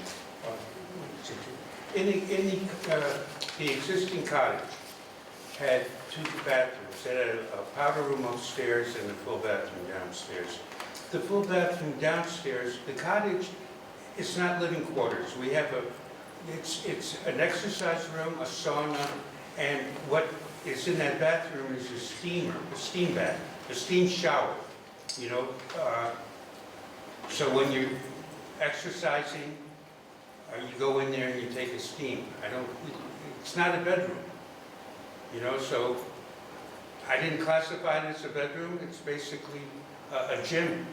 Well, you may find, unfortunately, when you go to get a building permit, it may be so classified under building. But there's no beds down there. There's nothing to sleep on. I mean, there's going to be a pool table, a ping pong table, exercise machines, an infrared sauna, and a steam bath, a steam shower with a toilet and a sink. I think that what you need to do is very specific, because the plans that we saw perhaps weren't as So we need to add all that stuff in there so you know exactly what's going to be in the room. It's not the equipment in there, it's the fact that the room could be either, you may not use it that, but the room has the facility to be turned into a bedroom. There's no doors. There's no, it's like one big open room with a steam shower. I don't know, I guess we'll finalize that and work through something. We've had some questions about the details that we require. Obviously, as you said tonight, you don't have to be questioning the health department because you haven't completed your work with them. But we look upon a room with a bathroom, full bathroom and a closet as a potential bedroom. Whether you use it or someone down the road uses it, they're going to see it that way. And we often have things sold as 5-bedroom houses, which actually will keep for 3-bedroom houses, and then the person gets all upset when they get, they bought something, and all of a sudden the health department wants to talk to them, and it's going to cost tens of thousands of dollars to bring the place into compliance. And we just prefer that you don't have to go through that. Nope. It'd be expensive enough to do what you're doing now. You don't want to have to add on to it down the road. Okay, no, I fully understand your comment. I thought you might. Okay. Any other comments from the planning board this time? Jim? So, last month we talked about the additional details on the plan set, so I think you'll take care of those. One of them we also mentioned was getting a cut of the lights that you're planning to use. I think I'd seen on there that you were proposing floodlights. The town actually has standards for the type of lighting they want. We want cutoff lighting, so the lighting's reflected down and not out in neighboring parcels and things. So one of the things we'd like to see when you come back in with the revised plans would be the lights you're proposing to use, an actual like, picture or cut of the type. It doesn't have to be the Yeah, exact we'll one. have the cut sheets for whatever lights we're gonna put on there, with the idea they're all shielded or down lighting. Thanks. Anyone else? Yes. No, Oh. that's a river heritage, Oh, there's a question Oh, about. right, conservation easement. Yeah, that would be right. Yeah. That was the other one. We wanted to also see a copy of the easement for the other property, just to make sure that we don't have to get in touch with the easement holder, or that there are any, I don't know, regulations or requirements related to the easement for any kind of notification or anything else of that nature. They often require notification, particularly if it's on a property in which they're holding easement, even if the specific development on the property is not within the easement area. They just want to be informed very often. Hudson River Heritage may be one of those organizations that just wants to know something's going on that property. Do you need something in writing from them? Because I've spoken Well, with Mr. That, Smith if you there. can get something from them, that they've seen your plans, they have no problem, please get us a copy of that, that'll suffice. That'll be fine. That'll be great. Michael, Yes. Kathy and I did a site visit. Do you want to report on that Sure. now, or do you want to wait for the next? Either way, it's fine. How about now? Okay. Yeah. You want to talk about it, or you want me to do it? I want you to. Let's see. I have one thing to say, but you go. All right, well, I'll say what I have. We reviewed the site, we reviewed the buildings. They're in, and have been brought into good structural condition. They all seem very well suited to the project. So what is there looks like it will work with what they're planning. And it looks like good solid work is being done to bring those buildings back into structural shape, so. So, Jerry, may I call you Jerry? Sure, That's sure. not your last name. The one thing I want to say is what I did say when we were visiting, and that is that I think you have an important historical piece of property, and the barn is, of course, part of that, and I hope that you both will respect how important it is, and it looks like you're trying, so I hope you keep on. Well, I only had two choices. I could either renovate it and repurpose it, or I could let it fall apart like it's been doing for the last 30 years. You know, so and I decided I wanted to repurpose it and renovate it. Good. Okay. Well, bear with me here, I have a CAB report. Below are the CAB comments for tonight's meeting, sorry for the last minute submission. Okay, Conservation Review Board, upon reviewing the submitted application, and this is your application. Find no immediate environmental impact to the environmental policy set forth in the town's, it worked, in the town zoning code. The CAB would recommend the planning board review the historical significance of this property and the impact of what is being proposed to the property, also the historical character, details, and architectural elements be preserved and reused. Respectfully submitted, Town of Rhinebeck, CAB. Thank you, Gretchen. Just under the wire. All right. Oh, Nancy, yes. You don't mind. Not at all.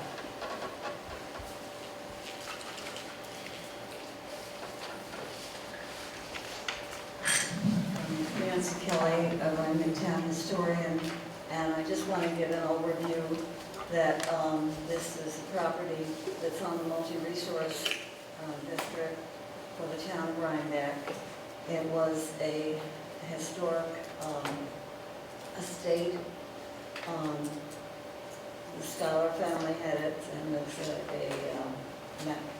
state marker along Route 308 describing that.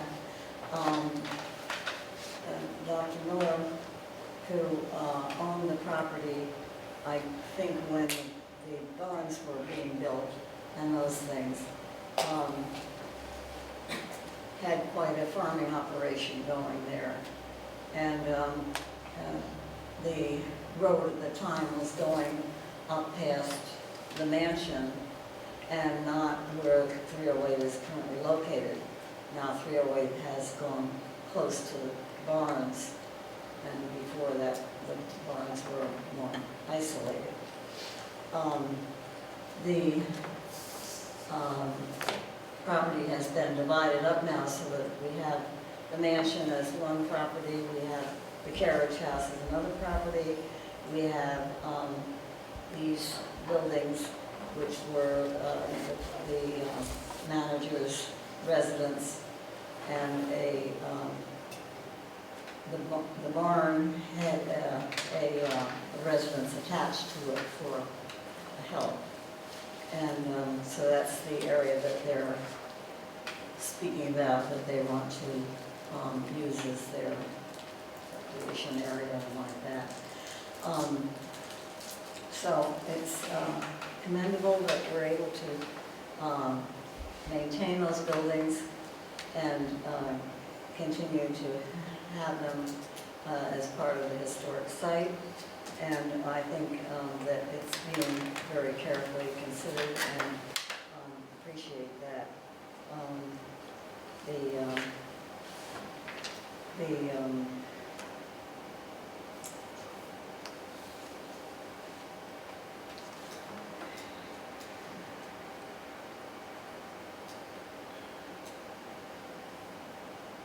The roads to the area mean that it's not as convenient as what it could have been, but it's the best we can do now. But they have to go down to 308 instead of coming out on the hill. And so it's, but appreciate your consideration about the project. Thank you, Nancy. Any comments from the public? Okay, could I hear a resolution? Oh, yes. Jerry made a statement a minute or two ago about two options, and I agree with you. There were two options here.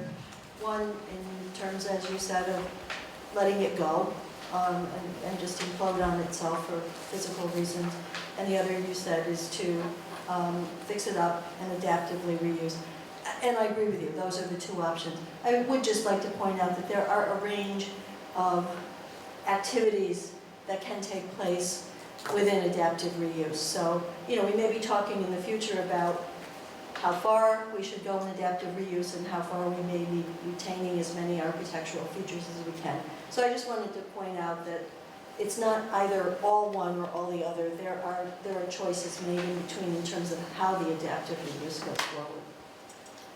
What other uses could there be? I didn't say uses. What I'm distinguishing between is you very clearly and very correctly indicated that you either fix it up for some adaptive reuse of a historic structure or you let it go. How you adaptively reuse it, there are choices within that. And so I just wanted to be clear for the record that it isn't just all black and white. There's a gray area in between about how it's done, what it looks like, what choices you make in terms of getting to the final product in the adaptive reuse. Could I hear a motion to continue this public hearing to July 15th at 7 p.m.? So moved. Second? Second. All in favor? Aye. Very good. So we'll see you a month and a half. Okay, thank you. Okay. Good. Stretch, All right, we have one element of old. I'm hoping it was 8 really. Well, it's probably extra. Okay, old business, Grassmere, Jonathan National Road project update. I'm not moving with you, Greg. How many units are built, Jonathan? What's that? How many units are built so far? Right now, well, we got a manor house, we got some stone bars so far. Yeah. Yeah, we could do that. But there's a laser pointer on there. But, No, of course. So, if you want to... Good evening, everyone. John Montaigne with Green & Peterson. I'm here with Jonathan tonight. We're here to talk about the Grassmere project and looking at sketch plan review, let you know what has transpired and where we're heading, hopefully within the next few months here. I'm going to just introduce and say that we have a design now that is very similar to what we had phase 1 and 1A and 1B site plan approval on previously. We have some upgrades, some modifications to that, some new architectural characteristics to it. There's a bit of additional land that has been acquired as part of the project. And so what I'm going to do is Jonathan's going to talk about the new program first, and then I'll summarize at the end what we plan to submit on July 1st as our site plan application to start the review again on the project. Here's this, and we'll ask Jim to, because it's a PDF, he's got to scroll. Okay, yeah, so really the purpose for tonight is I wanted to share with you this site plan because this is what's going to be in the full application that's submitted in July. And just to sort of acclimate everybody here, I'll step here. This is Route 9 going around. This is the existing manor house. These are the stone barns. And it's very similar in a lot of ways to what everybody's seen before, but there's some new elements. The entrance is off of Route 9 for both an entrance and an exit. And one of the things, and I think some people will appreciate this, we've still got the existing estate entrance, but we're really going to limit that for use for pedestrian and bike use, and then also for a shuttle that comes from the train station. So we're not having guest or service access through this existing drive. We're really limiting that to Route 9. We're also hoping that that might allow us to modify some of the lighting up there, so it's not some of the town code required 20-foot lighting. It may be that, given the more limited use, we can modify that a little bit, which I think we'd be hoping to do, and I think some of the neighbors would appreciate it. But in terms of the different components, the entrance is through here. This is then the entrance area. So, and I've got imagery that sort of speaks to all these different pieces. There's a set of stables here. This basically people arrive, and there's parking then up here, which is all going to be screened. The site itself is really pedestrian focused. There's the manor house, this is a gym and a spa. This is the stone barns. We're adding some additional buildings, some small wooden barn type buildings. One would be a cinema, and there's sort of a barbecue area. This building here is a pool house that ties in to these lodging units right here, which are being built up as sort of a walled garden. So we're sort of playing off the old estate history and sort of created sort of an English sort of manor house walled garden feel that would be through this section right here. These are very similar to what you've seen in the past, which are cottages that would be up on pier footings, sort of sitting out, so they've got a view over the pond and over the rest of the property. These are similar to what we have in the last scheme as well, which are treehouse units. This area in here is wooded, so it's not visible from the estate grounds. So these sit out and they actually relate to the ravine. You enter from this grade, then they're built on the slope. But again, you can't see them from this area up here. And then what I'll do, if we can, is maybe just scroll through the rest of it quickly, and then we can answer any questions.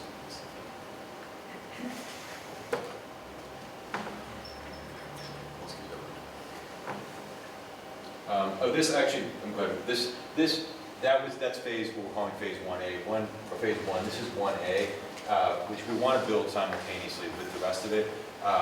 But we're hoping to get a permit on the planning board side for us to do it, because we're also going to need to work with DEC and the Army Corps to get this lake permitted.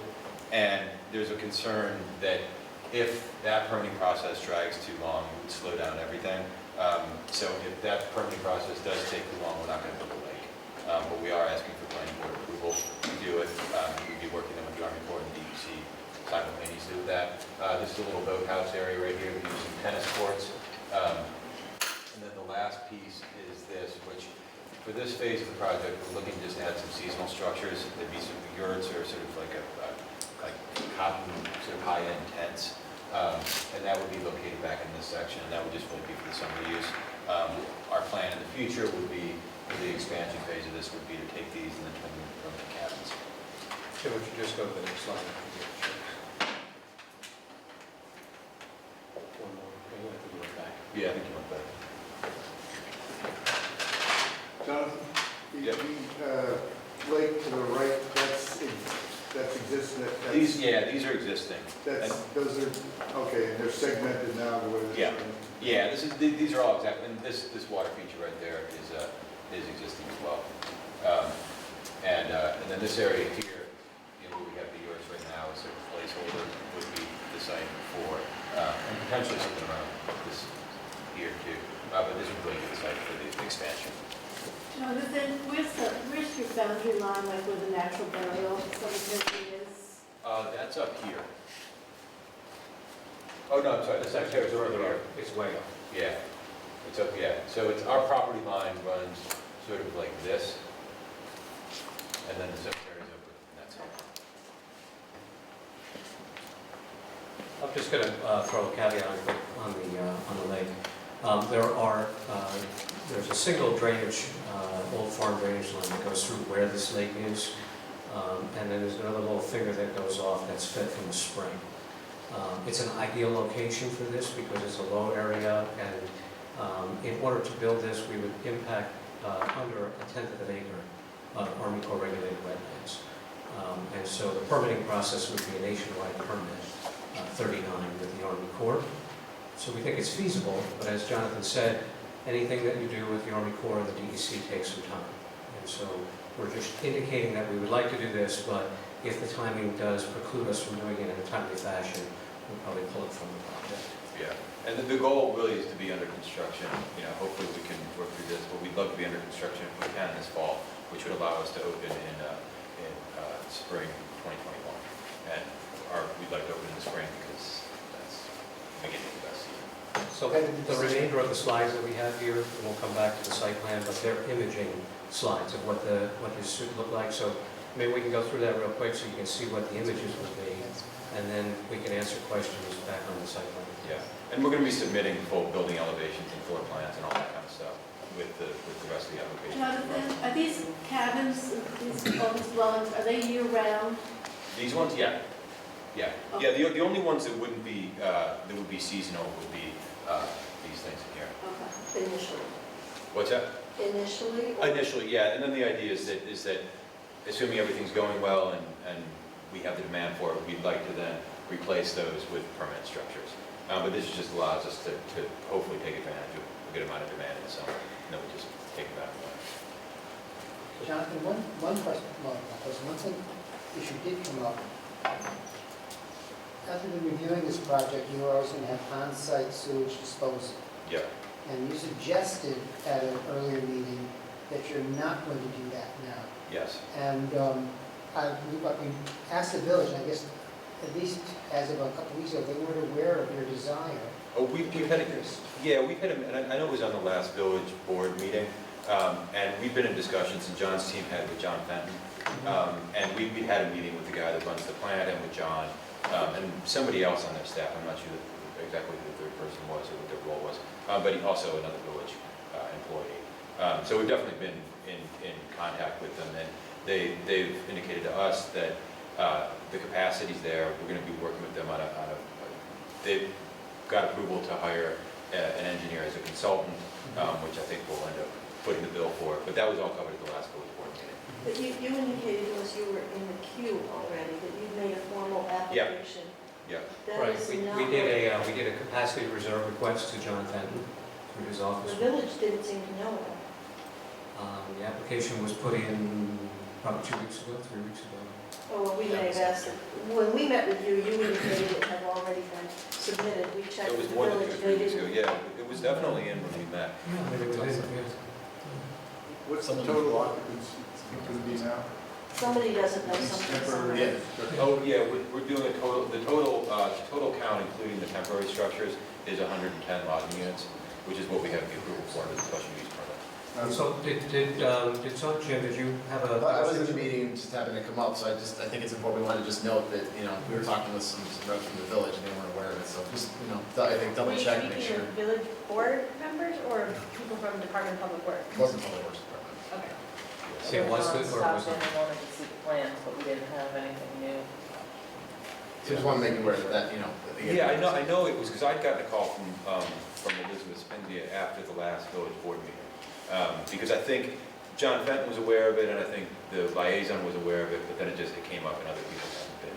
So Well, it definitely was covered. we're trying to differentiate between the formal application and people knowing about it. Yeah. Because when we met, you indicated it was formal and you were in the queue and had other people. Yeah. and- Yeah, that's true. Which I can say we absolutely have done.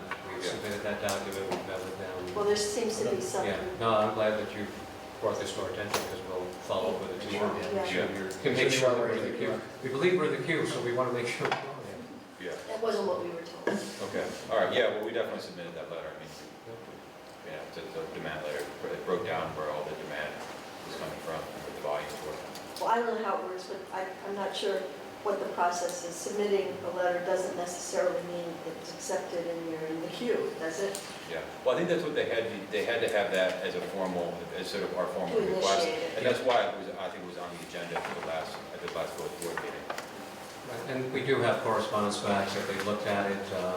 There's a surge equation that goes into any force pump system. And we had originally talked about doing surge capacity on the property. They've indicated they may like that surge capacity to be down by the treatment plant itself. So so we've had that dialogue back and forth on that, and that's why they're hiring this engineer to look at that and work with us in the design. So we've made that much progress on it right now. We have that formal request in for the capacity. And the capacity of the plant, we're assured the capacity is there for us. It just depends on which other projects. There is a limit, right? Right, they have to make sure that they have enough capacity for build out in the village Seward area. Well, Plus to the be additional honest, projects. there's discussion certainly going on in the village about the expansion of the hospital and where the hospital would come in sequence and how much capacity is required. These are not small projects. It's not like something little coming in. These are big projects. Now they have a spa. Here? Yeah, or in the hospital? Wherever. Oh, yes. Right, so there's a few projects in the village and they have to provide the capacity. But again, we're in discussions. John Fenton, I've spoken to John about it. Okay, well, that's good. We heard that, and we're like, so we want to make sure everyone, is on the Yeah, same no, page. appreciate it. And we will follow up. We'll follow up with him tomorrow. And then. You just didn't know if it got past John. Well, that's what we need to follow up on. That's Yes. Until this moment, we were under the impression that we were definitely. Just wanted to make sure we. So let's just quickly go through the imaging. John can talk a little bit about what we're... Yeah, and this is just, we can run through this quickly, but the idea is that guests are going to arrive, and there's an entrance experience that's got a everything's got a residential kind of scale to it. And there's going to be a sort of a gatehouse building where people can get checked in and sit down and get a drink and relax a little bit, and then move on to the rest of the property. The carving is taken away at this point. And then I didn't mention this when we was in the overview. The idea is there's going to be a kids barn, so there's going to be a little the next one. Yeah, so the idea it's outdoor area. There's going to be a small pool with it, but it's a place for people to put their kids while they're enjoying themselves. Will it be a lifeguard for the kids? A lifeguard for the kids. Yeah, there'll be all the safety. There's going to be people that are in charge of. So it's good. It's going to be supervised. We can just then this is the existing manor house, and the idea is that we have this garden wall imagery. These units are based on the design, and which they're really sort of incorporated into that. The rooms themselves actually be like a part of the wall garden setup, and then the manor house is going to be completely refurbished. And this is just illustrative in terms of what one of these rooms is going to end up looking like. This is the pool house. This is at the end of the lawn, so this has got the view out over the fields. We're sort of playing off a little bit of the old terraces that went down from the estate grounds to the fields. So there's a sort of a series of steps. There's an indoor-outdoor pool. Then there's a glassed-in sort of pavilion building, which is going to have a place to get a drink. It's going to have a food service area as part of that. But this is going to be the area where people relax, especially in the summer. Is this completely separate from the kids' pool? Or in the same area? They're separate. Two totally separate things. Yeah. Spa and gym. It's designed to be similar to what we've shown in the past, actually in the phase 1 plan. But it's sort of almost like a series of smaller interconnected barn buildings. So this is up where the old shed is by the manor house, but we're keeping the scale very small. So it reads like a single-story building.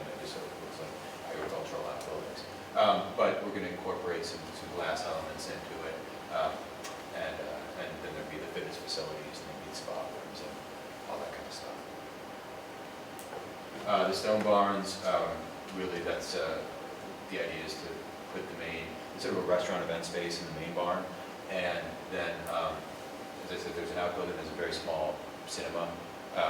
It's not a cinema like you would get in a multiplex, it's a small one, which would be used for, for movies, but then also could be used for some corporate events. And then we would have a barbecue area that would be associated with that, informal. And then these are just some of the cabin imagery. This actually is when we're talking about the yurts, this is the kind of thing that we're imagining these would be. The other ones, it's the same kind of imagery that we've always shown in the past, which are sort of farm type buildings, sort of cabins, metal roofs, wood exterior. And then this is just back to the same plan.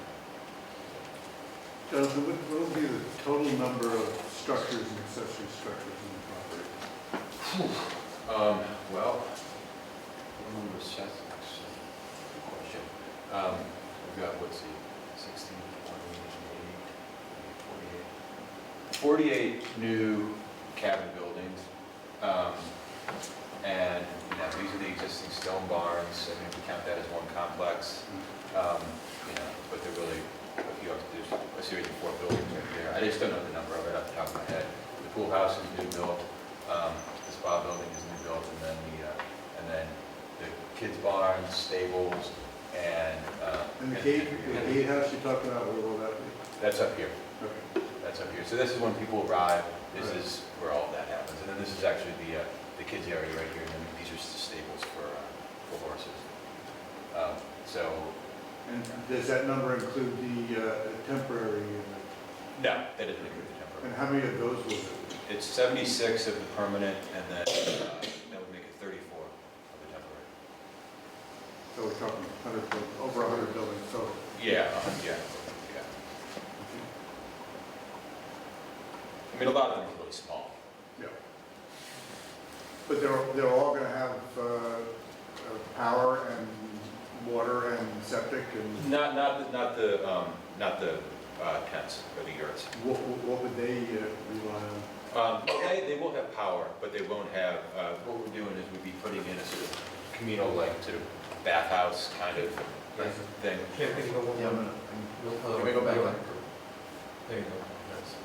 So the idea is that if people need to take a shower or use the bathroom, that this is where that happens. That's all built into this structure here. And then it's more like camping when you're in there. But they will have power. Interesting. Well, it's camping, they use the woods. Glamping. Yes. And you said there's going to be a shuttle from the train station that will come along Road and then River Road, then Mill Road? That would come down Mill Road, yeah, and that's why we're thinking for that one, it makes, rather than having to go all the way out and go around, and just come down that, and then the people that are coming from the train get to experience that part of the drive. But other than that, we're thinking of it as being really pedestrian and bikes, so more of a visual feature. And how many of those shuttle trips do you envision on a weekend? It would really be probably dependent on it's the Amtrak train schedule. Right. So I imagine there would be more people probably coming up sort of late afternoon, early evening. But if people were coming, then they'd let us know and what train they'd be arriving on, and then somebody would go down and pick them up. I don't think that, we're not talking about like a huge bus. We're talking about more like, maybe sort of SUV kind of transportation. Okay. Jonathan, just point out again, what is the closest construction to the main mansion? The closest construction to the main mansion is probably this building right here, which is where the shed is, which is where we've had the gym and spa. This is also pretty well screened with existing trees, and there's a single-story building right there. And we're trying to keep that same kind of this is going to be bigger, but that same kind of scale, right? Try to keep it low, keep it screened out from here. But we really made an effort to let the manor house stand on its own. And that existing structure is actually, it's not a historic structure, it's just a green garage building. Yeah, I think it's from the 60s or something. It's about to fall over anyway, so. I'm curious because there was that story that Crosby had tunnels underground. Yeah, we haven't found any. We've definitely poked around in the basement a good amount.